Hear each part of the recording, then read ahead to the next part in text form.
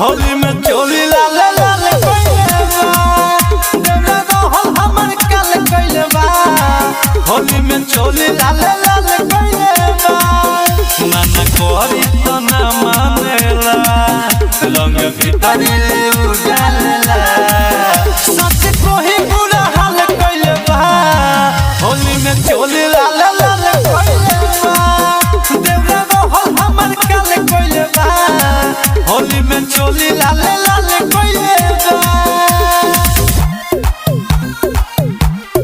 होली है होली है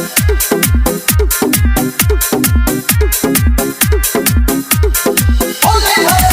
आवेला लगे हमरा छोटी जाला जोरी देखी के डर लगे ओकर पिचकारी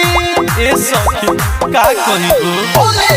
रोहेल फुआ मन के उ तो संगवा पूरा ठोक देता उठाई के लहंगावा गाँव भरे उ बवाल कइले बा घर से निकलल हमर काल कइले बा हमर उठल बैठल काल कइले बा होली में चोली लाल लाल कइले बा देवरा रहल हमर काल कइले बा होली में चोली लाल लाल कइले बा होली है होली है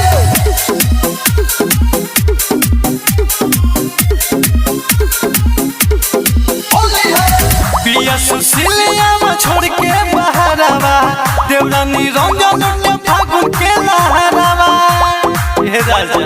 आवो ना बात हम तोहरा के कितना बताई बोल करे जा हम कैसे समझाई भंग खा के भंगा गइल बा अंगे अंगे रंगा गइल बा हमरो के उ पागल कइले बा होली में चोली लाल लाल कइले बा देवरा रहल हमर काल कइले बा होली में चोली लाल लाल कइले बा ना आइब तो सब रंग ले जाई।